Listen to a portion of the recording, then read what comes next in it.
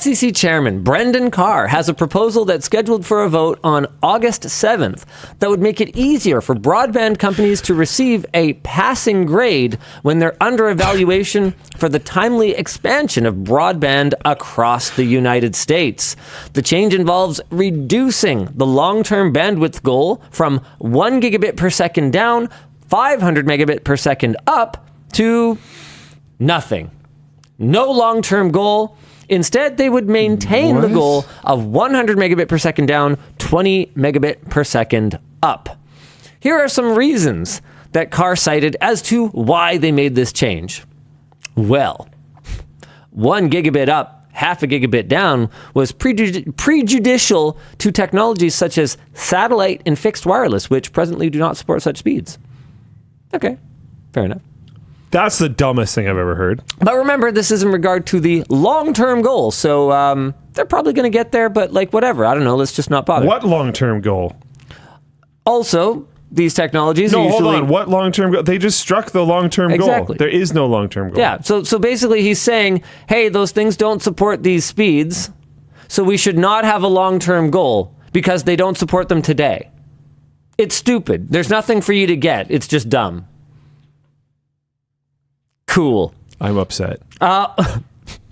Here's an Adam thought. Won't somebody please think of the Starlink shareholders? Excellent. Carr, that's what it feels like. Carr also referred to the analysis. Oh God, this is even worse. Carr also referred to the analysis of broadband affordability as extraneous and doesn't want the FCC to investigate it.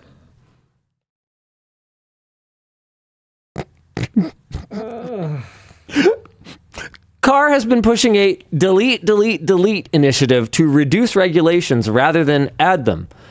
Our bonus story is, as part of the Paramount Skydance merger, the FCC is requiring an ombudsman who reports directly to the president to monitor the company's political biases. So clearly this isn't about that regulation is bad. It's about that regulation that hurts our donators is bad. Can somebody please... Like, I'm sure you can picture the scene in the movie, you know, where they're driving like out into like this like wilderness essentially, and they pull up to like something that's like barely even a driveway still. It's like completely overgrown, and they like hack their way through it, and they make their way to this cabin that's got it's almost beautiful and like in like a dystopian, like after civilization kind of way with the vines growing down it. And we've got the close up. They knock on the door. And then from inside the cabin, we've got the silhouetted shot of the bright light as the door opens.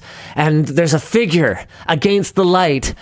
And then we move to the angle behind the knocker, and she steps out.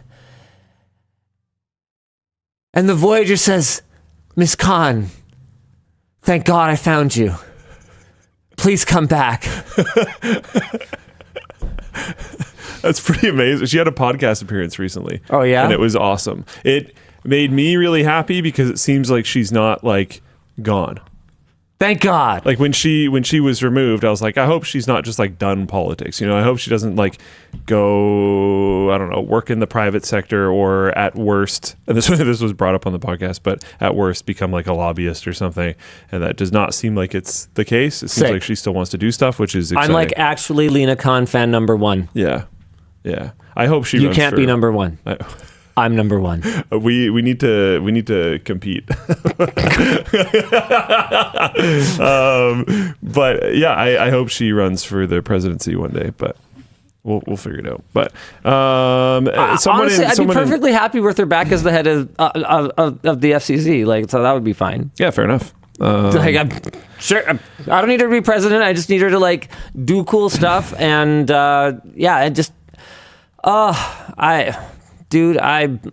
man, this just sucks. Yeah, like, it's just clearly why stupid. would affordability matter? Gee, I don't know. Probably not to you. Honestly, look, why not just be real? Not to me. I'm not American. Yeah, I can afford my internet. There is actually a bigger impact than that. There's an infrastructural improvement thing. Like I know there's an economic argument here, though. It matters to a lot of people, and when you have faster infrastructure, which, by the way, the entire fucking world runs on the internet now, you create economic opportunities. Like, if they were even pretending to care about future economic growth, this should be a priority. Yeah, people are pointing out that she was FTC, not FCC. Oh, sorry, FTC. Sorry, I misspoke. But she's still, I think they're somewhat similar. I don't know, whatever.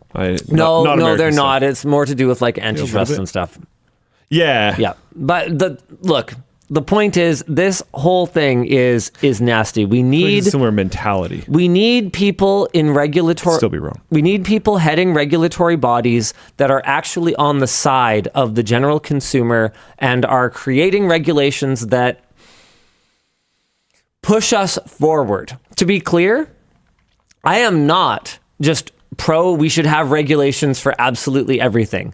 In fact, I have talked at fair length in previous episodes of The WAN Show about how there can be regulations that in their arbitrariness can hold back business. I mean, one of the ones that I talked about was that issue that we had with fire egress at our badminton center. Yeah. And I had a lot of people pushing back on me. Linus, you don't know the first thing about fire regulations and egress and an emergency. But what you guys were missing is that this is a project I've been deeply embedded with. There were some details. Everything they said was wrong. Yeah, but there were some details not fully included. So they didn't know. What they did was they assumed I had no idea what I was talking about. But this is a project that I've been deeply embedded in for the better part of like 18 months, including talking to people who know what they're doing. It is all resolved. Yesterday, we got an email from the fire department. Our occupancy is now 260 people. Nice. Whaleland, that was the last hurdle. Nice. That was the last hurdle. Heck yeah. Yeah. So we were right that it was fine.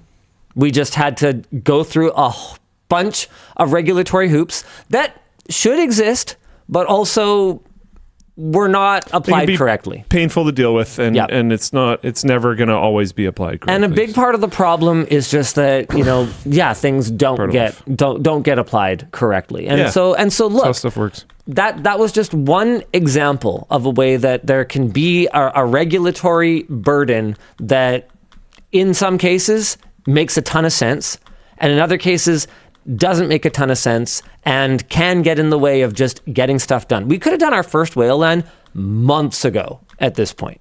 We would have been ready from an infrastructure standpoint ages ago, but it was just red tape, getting the zoning figured out, getting the occupancy figured out, getting... It's funny because for a lot of reasons, it actually would have been easier to do it months ago. Well, yes.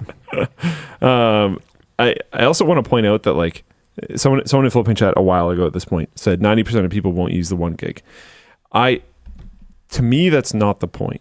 If you look at Google Fiber, if you look at places that got some other thing related to Google Fiber, where like some, say, smaller ISP came in and got 1 gig lines all over the place, or Gig City in Chattanooga, Tennessee, or different examples like that. There's a city in Sweden where they did this, where the whole idea when they like kind of started the city was that everyone had really good power and really good internet. What kind of happens is those end up being like startup towns. This is where tech companies kind of come in. Also totally false. You always use your full bandwidth or whatever's available. What? Okay. Whatever. Yeah, because like the infrastructure is there. You could bond things, but even without bonding, it's very likely that there's more business level internet available if the user level internet that's available is 1 gig. And yeah, it's a thing. If you make it lower friction, if you make it possible to do this type of business in these areas, things will happen, and it's good. You don't want to like strap people down to an internet connection that would have been pretty good 20 years ago. I saw a really frustrating comment. I love you, Float Plane Chat, but every once in a while I see a take that it does kind of grind my gears a little bit. Rural broadband tends to run into logistical problems, and the cost is a big one.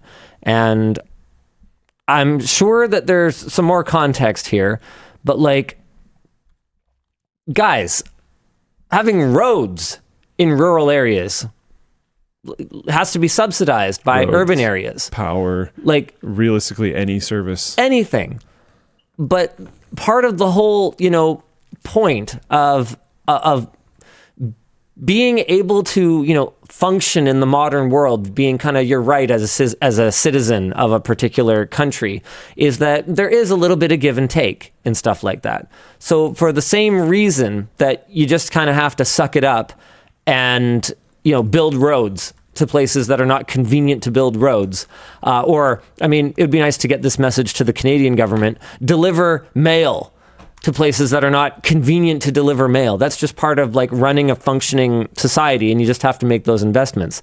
Now, I do kind of feel for the US government, and there's not many times you'll hear me say that, but in this case, I kind of do, because they did kind of pay for this ages ago, and then they just like didn't build it. Yeah, the deepest corruption story ever. What is it? What was that project called? Wendell did a great video on it. Yeah. I forget exactly what it was called, but it was like billions of dollars that were supposed to be allocated to building out broadband infrastructure, and then just weren't because of a loophole in the contract. Essentially, that's the summary version of it.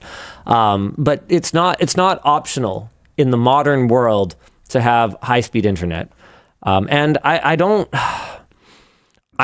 agree that 100 megabit per second down is high speed anymore. And I do agree that a long-term goal should be, gigabit down, 500 megabit per second up. Even that, if I was to set the goal today, I would say it should be symmetric, because so much of what we do now is uploading. It didn't used to be. Like, it used to be, if you had gigabit down and friggin' like 10 megabit up, it like wouldn't matter. But now with video conferencing, with content creation, there's so many reasons that you might need to upload a ton of data, and anything that slows down your workflow freaking sucks. All right. Why don't we... Yeah, Shraff2K says the telecom companies were paid by the government to do the gig fiber like 10 years ago. Yeah, I know.